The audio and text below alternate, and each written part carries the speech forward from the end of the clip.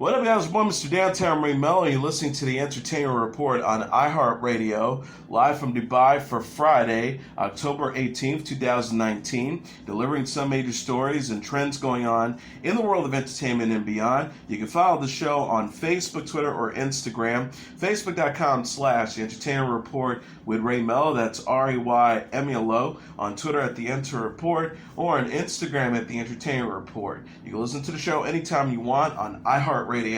Just go to iHeart.com or your iHeart phone app, search for The Entertainment Report, and it'll take you to the page.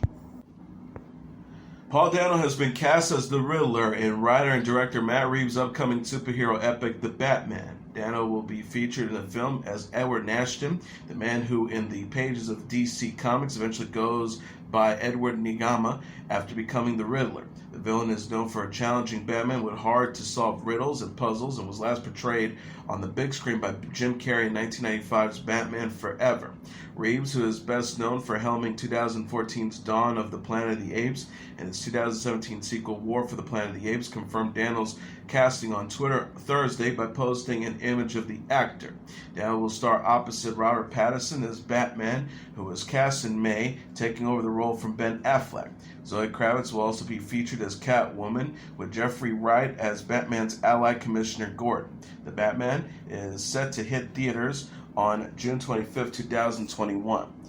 Dano directed, co-wrote, and produced 2018's Wildlife, and is also known for starring in Showtime's limited series Escape from Dannemora, Prisoners, 12 Years a Slave, There Will Be Blood, and Little Miss Sunshine. Avengers Endgame will be honored at the 2019 Hollywood Film Awards. Producers announced in the press release Thursday that the film will receive the Hollywood Blockbuster Award at the award show in November. Marvel Studio President Kevin Feige and EVP of Production Victoria Alonso will accept the award at the ceremony November 3rd in Beverly Hills, California. Avengers Endgame is directed by Anthony and Joe Russo and stars Robert Downey Jr., Chris Evans, Mark Ruffalo, Chris Hemsworth, and Scarlett Johansson. The film is the highest-grossing film of all time, earning more than $2.79 billion. Director James Cameron saluted Avengers Endgame in July after the film surpassed Avatar's box office record. In addition, singer and music producer Pharrell Williams will receive the Hollywood Song Award for his song Letters to My Godfather. The song appears in the Netflix documentary The Black Godfather. James Corden's animated bunny Peter Rabbit leaves his home behind in the first teaser trailer for the upcoming sequel Peter Rabbit 2: The Runaway. The clip, released Thursday, begins with Peter's human friend Bee, played by Rose Byrne, marrying his former rival Thomas, played by Domhnall Gleeson. Peter, who has become somewhat of a celebrity due to the success of Bee's book about his life, still can't shake his reputation for being mischievous. Peter then runs away from home and journeys far away by using a train. His new life becomes filled with trials, tribulations, and new adventures. The synopsis reads, adventuring out of the garden, Peter finds himself in a world where his mischief is appreciated, but when his family risks everything to come looking for him, Peter must figure out what kind of bunny he wants to be. Peter Rabbit 2: The Runaway is set to hit theaters next Easter. David Oyelowo, Elizabeth Debicki, and Margot Robbie also provide voices. Priyanka Chopra will bring Elsa to life in the Hindi version of Frozen 2. The 37-year-old Indian actress announced in an Instagram post Thursday that she will voice the character played by Idina Menzel in the English version in a new Disney movie. In addition, Chopra's cousin Parineeti Chopra will voice Elsa's sister Anna, played by Kristen Bell, in the English version. Chopra captioned the post, Mimi and Tisha are now Elsa and Anna. Hashtag the Chopra sisters are finally coming together for Disney's Frozen 2. Can't wait for you guys to see us. Hear us bring these amazing, strong characters to life in Hindi. Walt Disney Studios India confirmed the news on its official Instagram account. The post reads, some moments are worth melting for. Welcome the dynamic sisters at Priyanka Chopra, add Parineeti Chopra as the voices for Elsa and Anna in Hindi. Chopra's cousin Meera Chopra and Manara Chopra are also actresses. Manara Chopra told the Hindustan Times in May that the cousins keep in touch amid their busy schedules via WhatsApp group chat. She says we're extremely close-knit and keep in touch with each other all the time. We know what's happening in each other's lives. It is mandatory for us to share pictures from wherever we are. Frozen 2, a sequel to the 2013 blockbuster Frozen, opens in theaters November 22nd.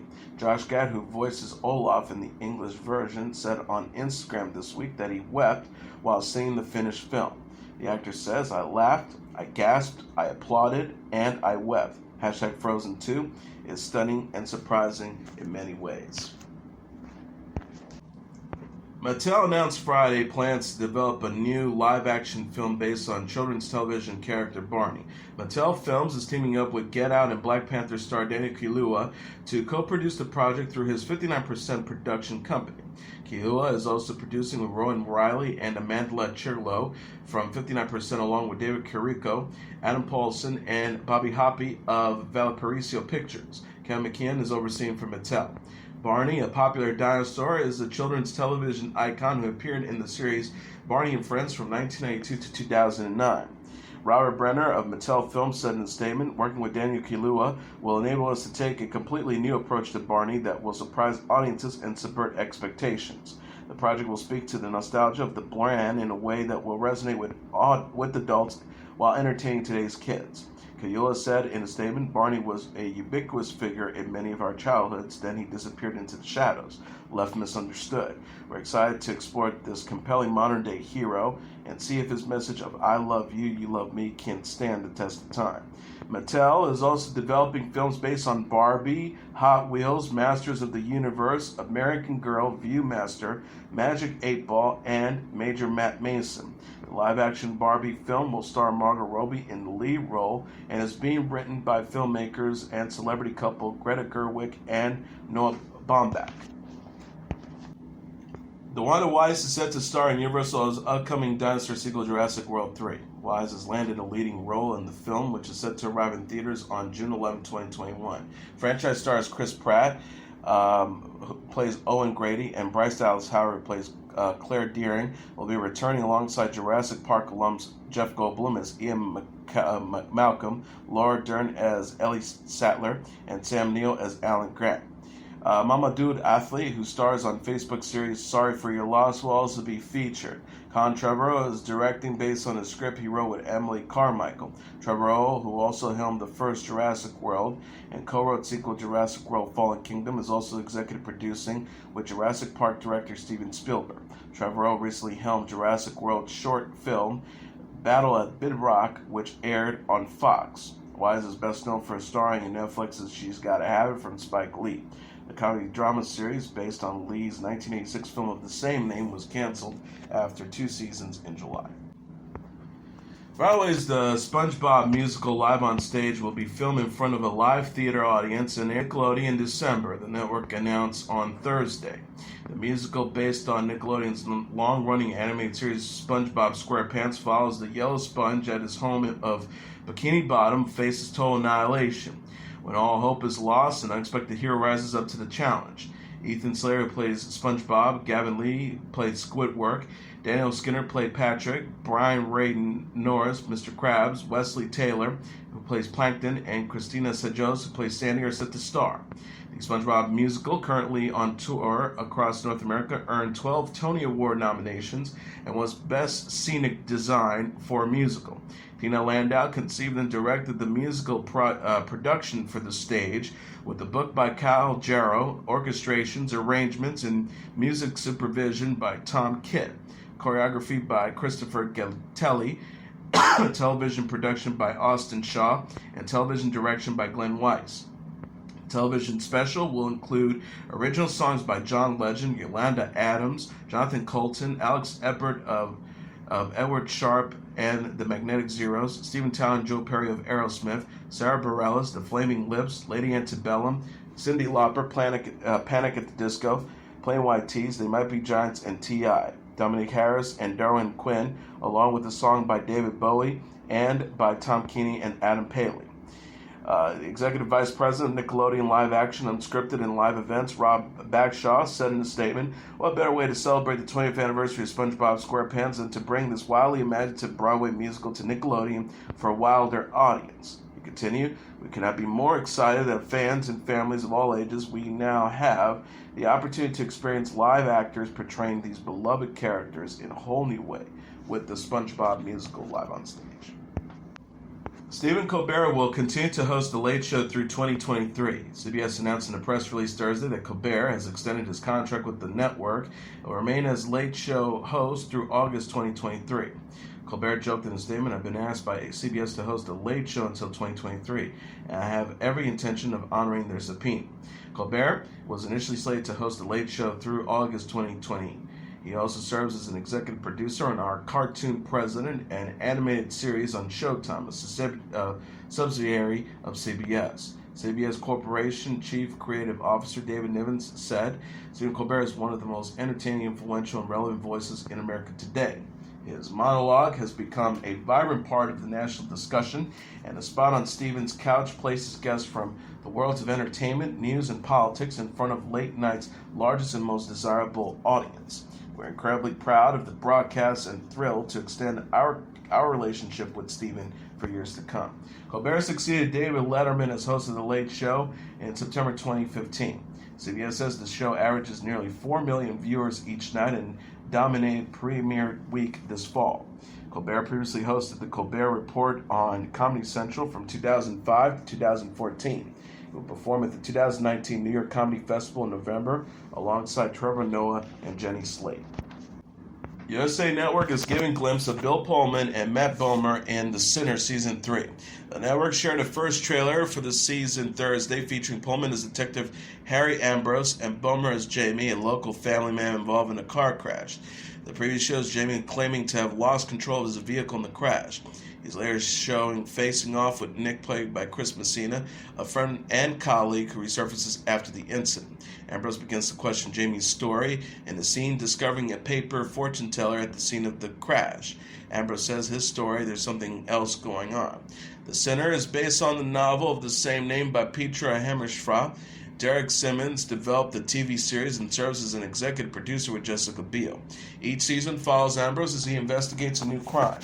Season 1 starred Biel as a woman who stabbed a man to death but has no memory of the crime, while Season 2 features Elsa Henning as a young boy who poisons a couple. Biel said on the Ellen DeGeneres show this week that she enjoys her dark turn in The Sinner and the Facebook Watch series Limetown. She also discussed Celis, her 4-year-old son, with Justin Timberlake. Netflix is giving a glimpse of Dolly Parton and Julianne Hough in the new series Heartstrings. The streaming service shared first look photos Thursday of Parton, Hough, Jennifer Goodwin, Melissa Leo, Delta Burke, and other stars in the anthology series. Heartstrings is inspired by Parton's music, with each episode to explore the stories behind different songs. Hough starred in the episode Jolene, Goodwin in These Old Bones, Burke in If I Had Wings, and Leo in Two Doors Down. In the post reads, at Dolly Parton's Heartstrings, an anthology series inspired by her iconic music, and Julianne Hough and Jolene, Jennifer Goodwin in These Old Books, Melissa Leo and Andy Mintus in Two Doors Down, Delta Burke, Gerald Maroney, Michelle Weaver, and Tim Reed in If I Had Wings. The other episodes include Gigi Sneed featuring Colin O'Donnell, Down from Dover with Holly Taylor, Sugar Hill featuring Patrick Wittig, and Crackerjack with Sarah Sahi. Parton will introduce every episode and explain the meaning behind each song. Parton has previously executive produced the TV movies Coat of Many Colors and Christmas of Many Colors, Circle of Love. She last released the album Dumpling in November 2018 for the film of the same name.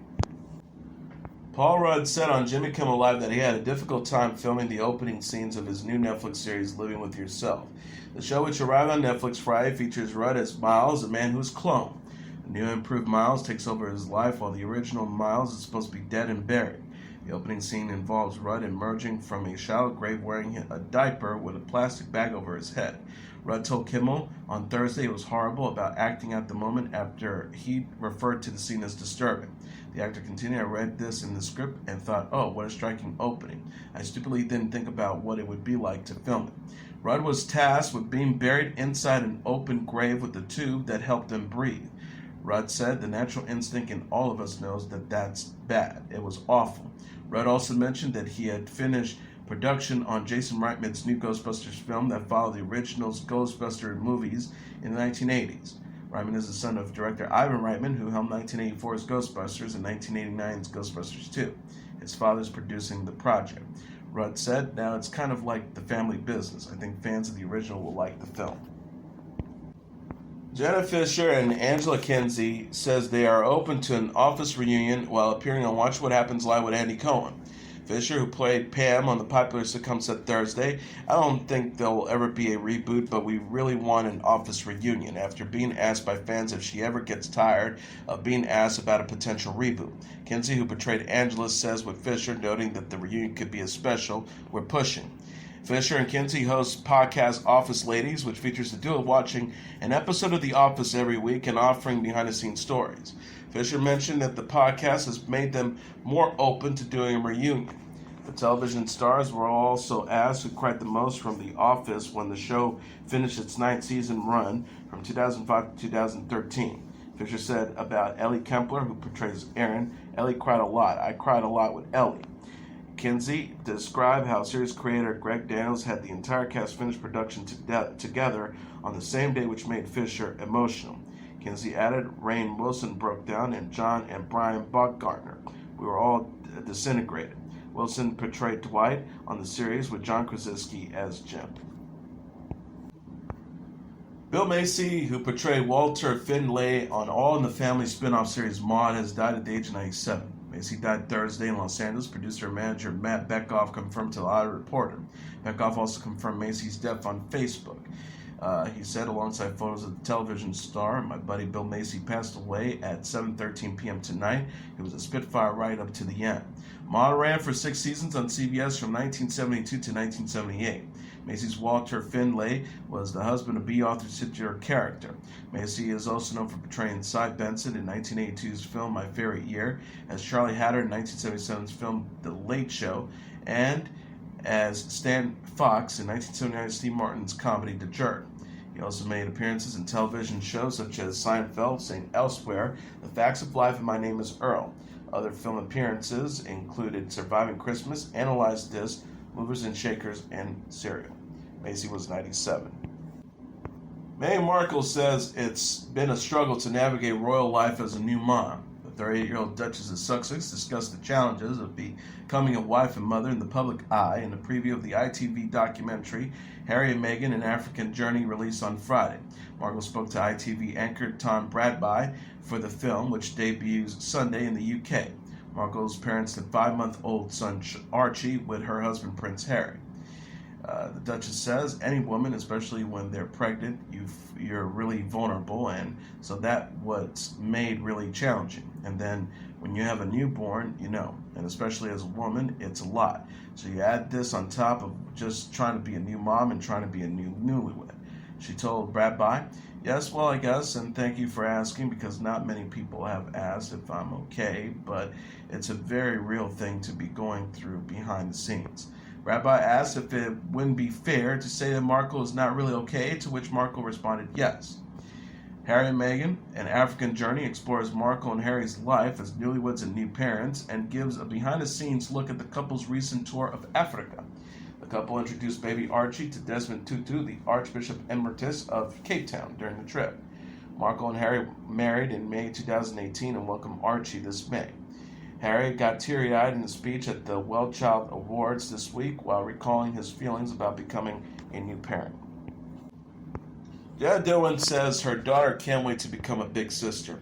The 38-year-old actress discussed Everly, her 6-year-old daughter, with ex-husband Channing Tatum during Friday's episode of The Ellen DeGeneres Show after announcing she's expecting with Steve Kazee.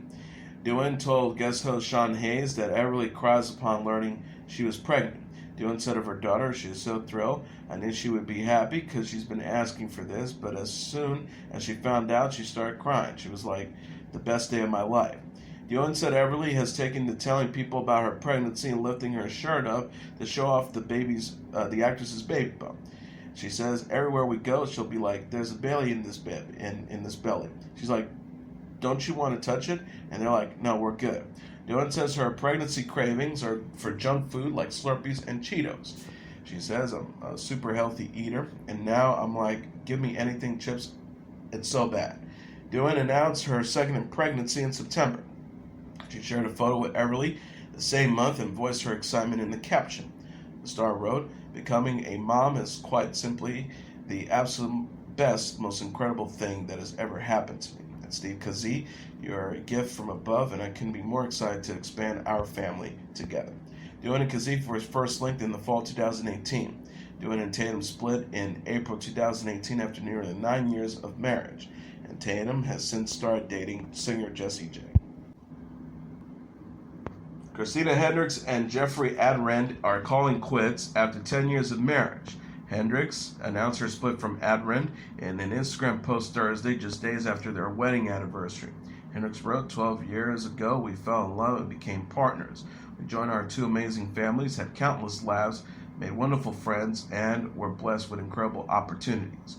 She says, today we are taking our next step together, but on separate paths. We will always be grateful for the love we shared and will always work together to raise our two beautiful dogs.